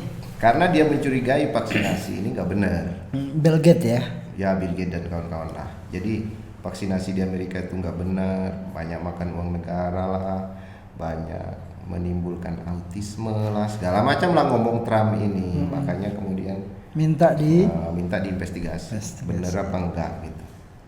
Tapi Biden akan melanjutkan COVID, maksudnya protokol COVID akan ditaati secara penuh. Sementara si Trump kan nggak taat protokol COVID. Jadi kalau Biden ini benar terpilih nanti, maka ekonomi COVID ini jadi ini dia role model dia.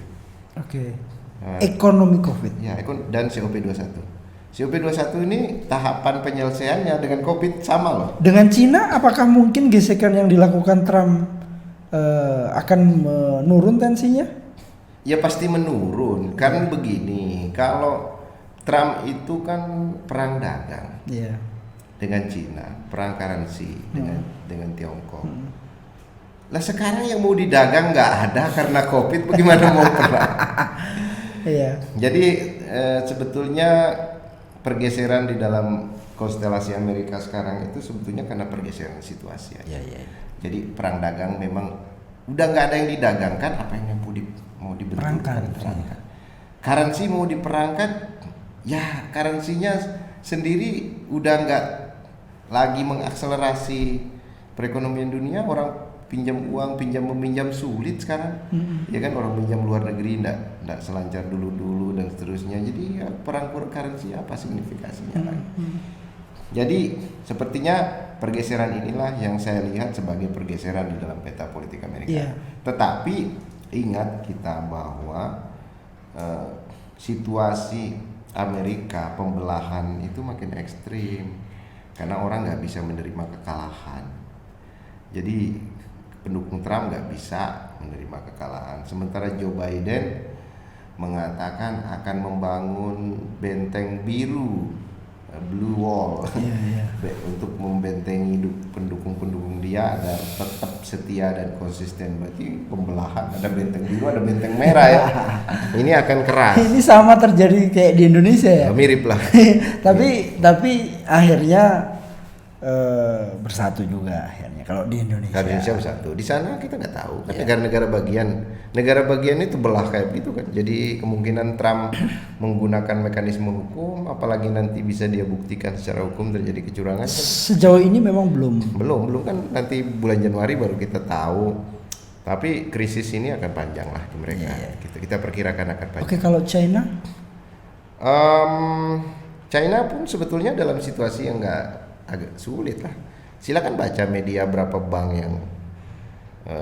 yang harus di bail out tiap tahun, yang jatuh setiap 6 bulan, yang kredit tidak layak istilahnya, itu kredit yang apa istilahnya ya, tidak bisa dibayar oleh konsumen sudah sedemikian besar.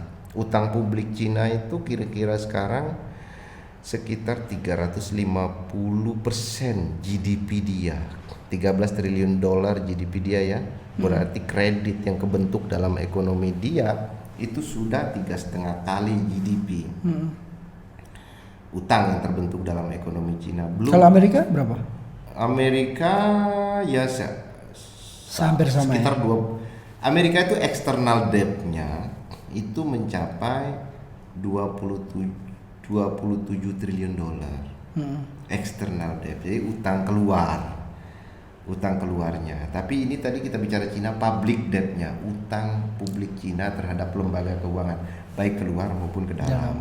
Jadi ya sama-sama bahayanya. Nah, kalau utang eksternal Cina nggak terlalu besar, nggak sebesar Amerika, tapi public debt-nya Cina besar sekali. Dan itu sama-sama bahayanya karena itu berhubungan dengan bank, perusahaan-perusahaan di Cina yang nanti akan gagal bayar akibat pelemahan ekonomi. Jadi ya dua-dua bermasalah. Makanya saya lihat resesi ini terprediksi lah, karena ekonomi Cina sejak 2014 ke sini emang turun ke bawah secara signifikan. Dulu kita meramal sebelum Covid ekonomi Cina akan turun dari 6 ke 5 atau 4%. Nah setelah Covid turunnya dahsyat sekali kan, sampai minus ya. Sekarang mungkin sudah agak pulih sedikit, tapi belum sampai sama sekali pada titik normal, masih jauh. Tadi sempat kita diskusi soal Amerika di belakang, dan Pak Luhut kalau tidak salah sempat bertemu dengan Trump ya. Ngapain? Ya, kita agenda nggak terbuka, maksudnya tidak ada publikasi yang memadai lah soal agenda pertemuan itu.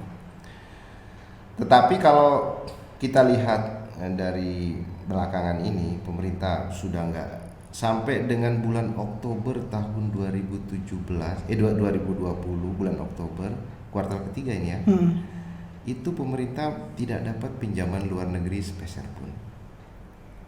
Artinya ini adalah upaya untuk mencari utang? Ya nggak tahu, mungkin salah satunya. Tapi ya faktanya sampai bulan Oktober pemerintah belum dapat utang sepeser pun. Dengan Jepang, dengan beberapa negara lain? Itu baru janji, baru akan memberikan pinjaman. Australia 1,5 miliar dolar dalam rangka Covid, Jepang 6 triliun dalam rangka Covid. Ya. Jerman berapa tuh kemarin? Ya dalam rangka Covid. Semua kredit berkaitan dengan COVID. COVID. Jadi COVID kredit mungkin nanti itu kredit ekspor semacam itu ya. Yang jelas duitnya nggak bisa masuk APBN. Bukan pinjaman buat negara, tapi pinjaman untuk program tertentu. Namanya program COVID. Biasanya pinjaman kayak gitu itu dibelanjakan langsung oleh pemberi pinjaman. Maksudnya lu beli barang dari mereka. Tadi saya dengar ada kata yang menarik, ekonomi COVID. Apa itu? Ya ekonomi yang harus menjalankan model sekarang. Ekonomi dengan penurunan harga komoditas. Ekonomi dengan transisi energi. Jadi gini ya, kita lihat COVID ini dengan COP21 tahapannya sama kok. Oke. Ya COVID 2025 diproyeksikan selesai, 2030 penyelesaian akhir. COP21 Paris Agreement kesepakatan climate change 2025 itu tonggak awal untuk menyelesaikan banyak masalah. Komitmen berbagai negara terlihat dipenuhi pada 2025 dan 2030 itu final. Jadi ini agendanya ya menurut saya agenda COVID ini ya transisi energi ini. Gitu ya. Ya coba bayangin, begitu COVID datang harga minyak langsung minus. Batu bara. Konsumsi BBM menurun.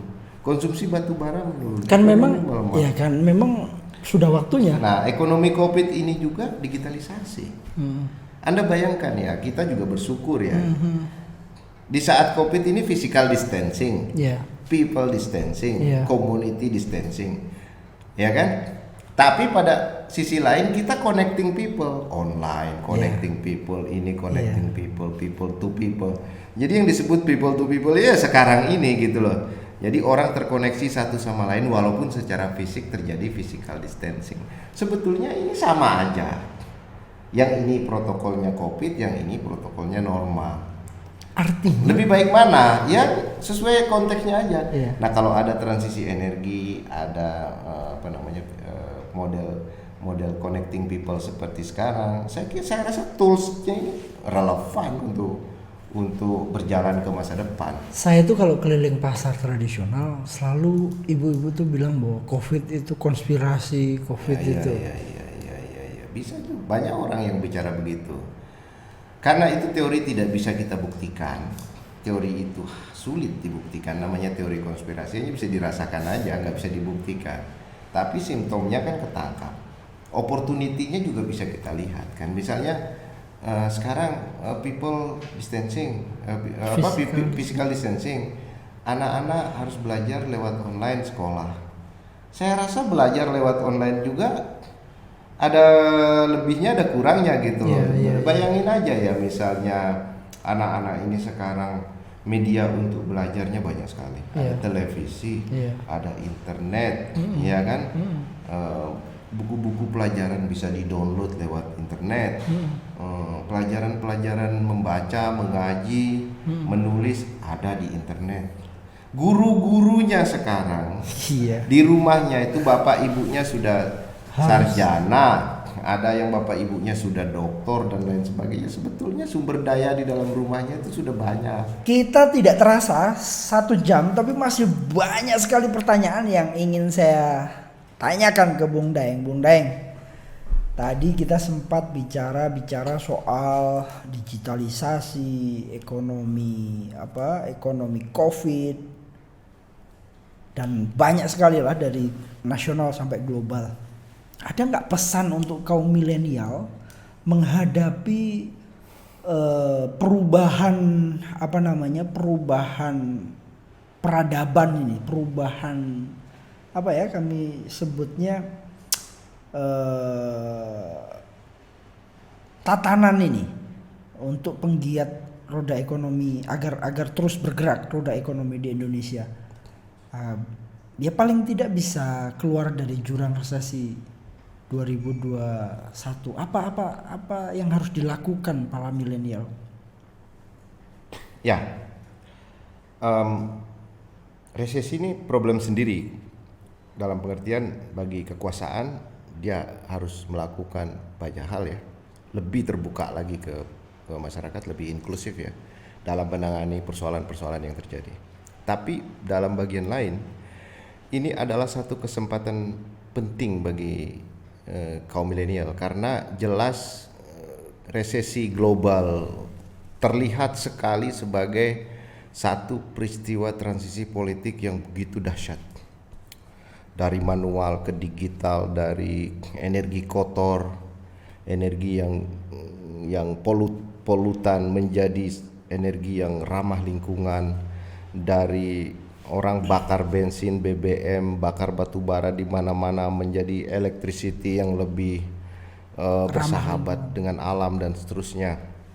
Dari ekonomi yang dijalankan secara manual menjadi ekonomi yang dijalankan secara digital.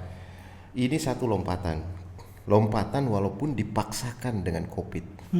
Ya, lompatan yang besar yang dipaksakan dengan COVID. Istilahnya begitu COVID datang mau nggak mau harus digital. Mau nggak mau harus menggunakan media-media yang tersedia. Mau nggak mau harus menggunakan fasilitas ICT, digitalisasi dan financial technology sekarang. Nah, yang bagi generasi-generasi yang sudah agak agak tua dalam pengertian tidak hanya umur ya, tapi dalam pengertian visi dan mindset, pasti tidak mudah mereka mengabsorb perubahan transisi ini. Tapi bagi anak-anak muda milenial yang kepalanya masih relatif clear, bersih, nggak banyak beban masa lalu, nggak ada dosa masa lalu, belum pernah kuasa, belum pernah punya dosa, saya kira mereka akan lebih mudah untuk menyongsong era abad ini. Jadi menurut saya ini kesempatan emas bagi kaum milenial untuk masuk ke dalam ekonomi, masuk ke medan pertarungan, bersaing dengan komunitas internasional atau bekerja sama dengan mereka, atau connecting people, berhubungan dengan seluruh dunia tanpa batas ya. Yakin Indonesia mau ya? Teman-teman milenial Indonesia mampu? Mampu, saya rasa mampu. Hanya pemerintah atau infrastruktur yang ada ini harus mampu dimanfaatkan secara maksimal dan pemerintah tidak membatasi, tidak menghalang-halangi. Mengapa dari dulu saya menggugat undang-undang ITE? Karena undang-undang ITE ini sepertinya cara berpikirnya salah, kerangka berpikirnya salah, kerangka berpikirnya malah nggak inklusif, nggak sejalan dengan ide daripada ITE sendiri ya. Ide ITE itu ide keterbukaan. Gagasan ITE, infrastruktur ITE, suprastrukturnya mestinya suprastruktur keterbukaan. Nah begitu keterbukaan tak berarti kebebasan, tapi keterbukaan. Nah jangan sampai di Indonesia ini sebetulnya undang-undang ITE-nya sudah dikritik oleh lembaga-lembaga dunia. Dianggap kok undang-undang ITE Indonesia itu menjadi alat kriminalisasi. Gitu.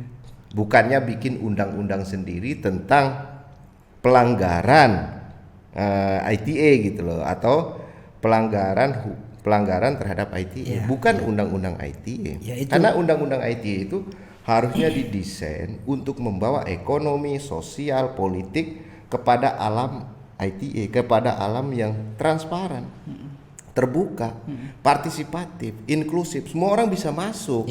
Tidak ada batas-batas lagi. Lu mau presiden, lu bisa ngomong dengan rakyat biasa. Ya artinya kaum milenial harus diberi ruang ya, harus diberi aturan yang mengarahkan mereka untuk bersaing ke dunia yang cara berpikir pemerintahnya yang memang harus segera berubah. Gitu ya. Kalau di forum ini saya menyerukan begitu. Betul. Karena sebetulnya ITE sudah memberi ruang, ICT sudah memberi ruang kepada semua orang, khususnya kaum milenial untuk masuk ke dalam medan pertarungan. Untuk masuk ke dalam ekonomi, untuk berhubungan, terkoneksi dengan seluruh dunia tanpa batas ya. Nah, pemerintah itu hanya memfasilitasi keluarga menjaga norma-norma, menjaga kesantunan dan seterusnya. Itu nanti di dalam keluarga akan menjadi pondasi dari pendidikan moral. Nah, di luar pemerintah harus memfasilitasi. Bukan seperti undang-undang ITE kita yang sebetulnya lebih banyak untuk memenjarakan orang. Memenjarakan orang kepleset ngomong, memenjarakan orang gara-gara HP-nya kedudukan keposting gambar-gambar. Wah, itu gawat sekali. Jadi undang-undang kita itu menakutkan bagi orang untuk masuk ke media sosial. Nah, padahal sebetulnya itu bagian yang lain ya. bagian politik, bagian hukum, bagian yang harus diatur dengan cara berbeda. Misalnya masuk ke dalam undang-undang pidana perdata khusus berkaitan dengan pelanggaran terhadap misalnya penipuan apa segala macam. Tetapi media atau regulasi ITE sendiri harus seinklusif mungkin, terbuka, transparan, partisipatif, inovatif dan seterusnya, itu akan tumbuh di dalam ruang itu. Betul. Nah, saya lihat sekarang orang malah aneh-aneh lah. Indonesia tampaknya untuk urusan ITE bergerak ke arah yang salah, arah yang keliru sama sekali gitu ya. Jadi Bung Daeng, ini ada pertanyaan terakhir. Ini banyak sekali pertanyaan yang nyampe ke kami, tetapi saya coba akan bacakan satu pertanyaan. Ini juga berkaitan dengan kondisi terkini ya di Indonesia. Analisa Bung Daeng dari kapitalisme global dan situasi resesi di Indonesia, bagaimana Bung Daeng memposisikan analisa itu terhadap kepulangan Habib Rizik? Menarik nih. Wah, itu bagian yang paling menarik saya rasa. Jadi sebetulnya yang harus kita lihat itu adalah konteks daripada politik nasional kita dalam melihat perkembangan situasi global ya. Agar kita tidak menjadi ajang daripada menjadi ajang konflik internasional di bawah sini gitu ya. Supaya kita jadi jangan ajang. Kehadiran Habib Rizik? Ya, maksudnya begitu. Jadi semestinya harus segera dikerangkakan sebuah proyeksi atau analisis di mana seluruh peristiwa politik Indonesia harus didesain untuk menghadapi percepatan perubahan global, sehingga kita tidak menjadi ajang ya, menjadi killing field, menjadi tempat di mana global bertarung memperebutkan sumber daya ekonomi ya kan, sumber daya alam, menjadi ajang bancakan di dalam urusan utang, menjadi tempat di mana orang membancak sumber daya alam secara membabi buta dan tidak beradab. Nah, itu kejadian yang kita alami di Indonesia selama berpuluh-puluh tahun, di mana seluruh sumber daya alam kita dikeruk, masyarakat kita diadu domba, ya kan? Masyarakat kita di divide of impera gitu ya. Kalau zaman Belanda dulu divide et impera ya, divide et impera. Di zaman sekarang masyarakat diadu domba, diciptakan konflik, beragam konflik, ya kan? Yang sumber konfliknya itu didesain melalui suatu kekuasaan politik. Iya, karena nggak mungkin konflik itu bisa meluas kalau tidak ada keterlibatan internasional, tidak ada suatu kelompok yang mendesain di dalam negeri untuk terjadi konflik, tidak ada aktor-aktor penggeraknya di lapangan, dan tidak ada uang yang membiayainya, itu hampir tidak mungkin konflik itu terjadi.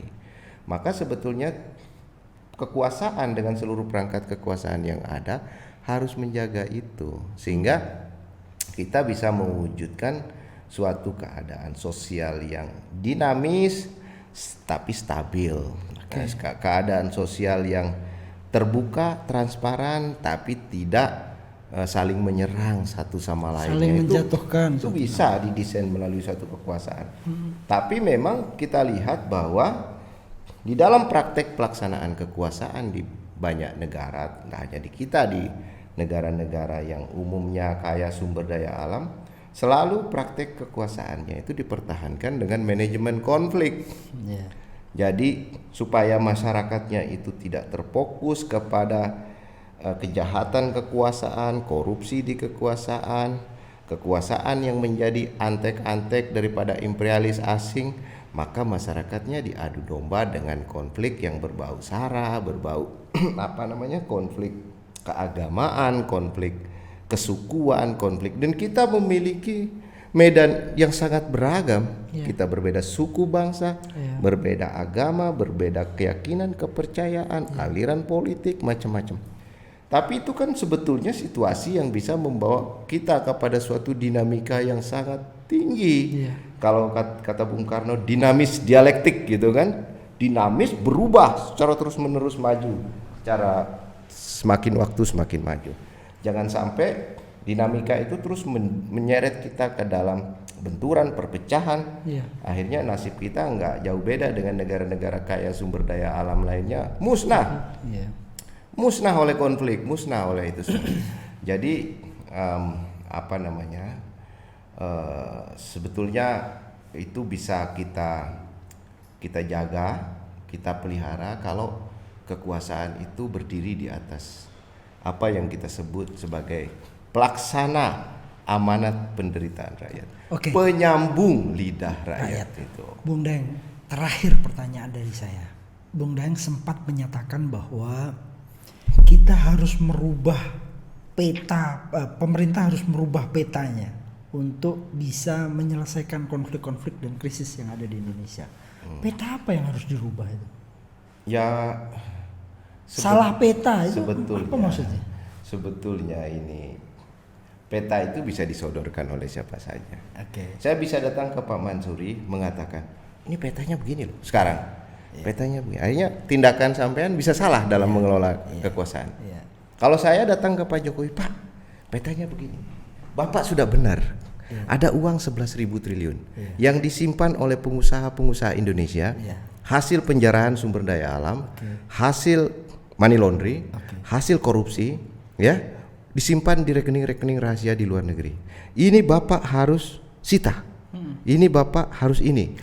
Harus ambil alih. Karena Bapak sudah nandatangani MLA. Undang-undang MLA sudah diratifikasi 2020. Ini sumber pembiayaan pembangunan kita.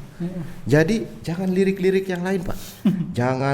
jangan mau terlibat konflik-konflik remeh-temeh. Jangan mau. Ini fokus saja ke sini, Pak. Sita itu kekayaan. Saya bisa datang ke Paduka yang mulia Bapak Presiden untuk menyodorkan peta itu. Tapi pihak lain datang membawa peta yang lain. Pak, ini nggak bisa, uang ini nggak bisa, Pak. Nanti Bapak dijatuhkan oleh mereka. Nanti Bapak bisa dijatuhkan di tengah jalan. Nanti Bapak bisa digini-gini, diancam kan? Lebih baik begini aja, Pak. Kita ampuni dengan teks amnesti. Kita berikan konsesi sumber daya alam lebih luas lagi dengan Omnibus Law. Ini lebih aman gitu. Kita berikan lagi konsesi hutan. Kita berikan lagi tanah yang luas-luas kepada mereka. Kan ada satu pengusaha menguasai 5 juta hektar. Kita kasih lebih aja, Pak, 10 juta hektar supaya jangan macam-macam. Supaya dia berbuat baik kepada kita. Bisa aja ada orang lain yang membawa peta semacam itu. Kita ampuni kejahatan keuangannya, Pak. Bisa aja. Ya kan? Dan itu yang terjadi sekarang. Oke. Ya kan? Tapi kalau lihat fakta-fakta yang disodorkan itu tidak sesuai target, mungkin nggak Pak Jokowi? Kan ini periode terakhir beliau. Nggak ada beban politik beliau sebenarnya. Saya rasa bisa. Kenapa nggak bisa? Apa yang menghalangi? Eksekutornya? Ya lembaga-lembaga hukum yang mungkin ada. Nggak berani? Loh, harusnya berani dong. Perintah Presiden. Saya bahkan bisa aja mengusulkan ke Pak Jokowi, Pak, ini kayaknya ini ada satu orang yang sanggup menjadi panglima dari pelaksana MLA di Indonesia. Misalnya nih, saya bilang, Bapak tunjuk Habib Rizik Syihab untuk menjadi panglima dalam rangka melaksanakan mutual legal assistance, memimpin pelaksanaan mutual legal assistance untuk menyita aset-aset dan rekening gelap yang ada di luar negeri, dengan Bapak beri kewenangan menggunakan seluruh instrumen hukum di bawah Presiden. Tapi bro yakin bisa aja 11.000 triliun katanya ada di Presiden Jokowi. Enggak, itu kan menurut Pak Jokowi. Oke, sekarang kita internasional. Masa Swiss akan bermain-main dengan data itu? Masa Panama Papers bermain-main dengan data itu? Tinggal berani apa tidak? Tinggal mau apa tidak? Mau apa tidak? Mau apa tidak? Ini beda sama kita. Kalau Swiss apa hubungan, apa urusannya dengan pencitraan menandatangani MLA dengan Indonesia? Gak ada. Mereka gak ada masalah dengan itu. Gak ada beban. Tapi mereka terkena masalah kalau terus menyimpan uang ini. Karena saban hari juga bisa diperiksa oleh Interpol. Betul. Bisa diperiksa oleh penyidik internasional kan yang bekerja untuk membersihkan uang ini. Apalagi pemerintahnya sendiri sudah punya komitmen hukum dan didesak oleh komunitas internasional dan didesak oleh internasional, oleh badan-badan dunia untuk membersihkan uang kotor. Anda boleh periksa tulisan-tulisan jurnal-jurnal resmi, artikel-artikel dari jurnal-jurnal terkemuka mengatakan betapa banyaknya dirty money di dunia ini yang tidak bisa diabsorb dalam situasi krisis karena terganjal oleh masalah hukum. Jadi uang-uang hasil minyak, ya, hasil kudeta rezim-rezim, uang-uang para pemberontak di seluruh dunia, uang-uang hasil drug, narkoba, prostitusi, pencucian uang, kejahatan keuangan tidak bisa diabsorb ke dalam sistem di saat dunia sedang memerlukan, yakni COVID. Karena terganjal masalah hukum. Satu, yang mengeluarkan nggak berani. Dua, yang menerima nggak berani karena tidak ada landasannya. Maka dibikinlah MLA untuk menyediakan landasan bagi negara untuk menyita ini semua. Ini harusnya dilakukan. Komponennya udah lengkap sebenarnya. Kalau itu dilakukan oleh pemerintah, insya Allah tidak ada konflik. Pemerintahnya mau menyita 10.000 triliun, ngapain konflik? Kita dukung sama-sama. Ayo sita, ini modal pembangunan tidak hanya bagi pemulihan ekonomi Indonesia, Asia Tenggara pun bisa kita bantu. Asia sekalipun yang sedang terdampak krisis, bahkan dunia mungkin bisa dibantu dari sini. Soekarno pernah membantu banyak negara untuk bebas dari imperialisme, kolonialisme. Pernah membuat konferensi Bandung untuk membebaskan negara-negara dari imperialisme dan kolonialisme. Apa bedanya dengan sekarang? Kita punya sumber daya ekonomi, kita punya sumber daya politik. Apa itu? Konstitusi kita. Kita punya filosofi yang memang ingin menyediakan alternatif terpenting, jalan keluar bagi dunia. Namanya pembukaan Undang-Undang Dasar 45. Coba baca paragraf pertama. Kemerdekaan, bahwa kemerdekaan adalah hak segala bangsa, dan oleh sebab itu maka penjajahan di atas dunia harus dihapuskan.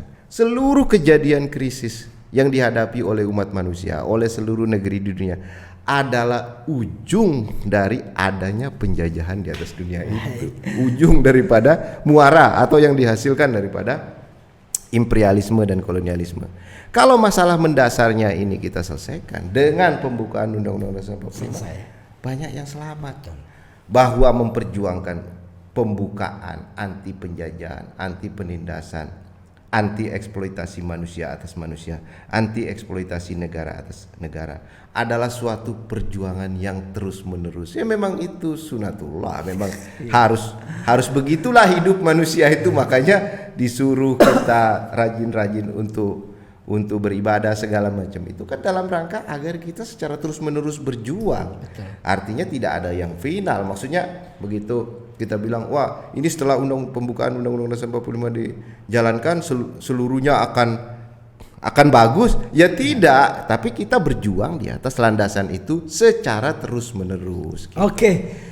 Teman-teman sekalian, tidak terasa 1 jam lebih diskusi kita dengan Bung Daeng, tajam, mendalam, dan pasti banyak informasi baru yang bisa diambil dari diskusi kita pada podcast Mas Mansuri malam hari ini. Baik teman-teman sekalian, kita sudah di penghujung acara. Terima kasih terus bersama podcast Mas Mansuri.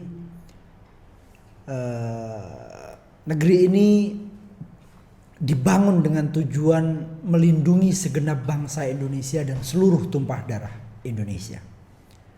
Dan untuk memajukan kesejahteraan umum, mencerdaskan kehidupan bangsa, dan ikut melaksanakan ketertiban dunia yang berdasarkan kemerdekaan, perdamaian abadi, dan keadilan sosial.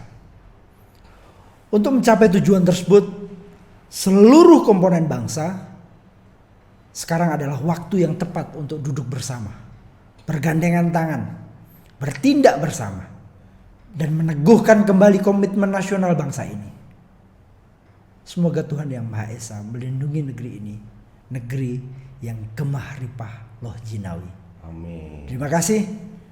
Kami dari podcast Mas Mansuri terus ikuti dan terus tunggu siapa narasumber-narasumber yang akan kita hadirkan di periode-periode berikutnya. Terima kasih. Podcast Mas Mansuri akan menjadi suara bagi mereka yang tidak mampu bersuara dan akan menjadi suara bagi mereka yang tidak berdaya atau voice of voiceless. Terima kasih, sampai jumpa. Assalamualaikum warahmatullahi wabarakatuh. Waalaikumsalam. Terima kasih.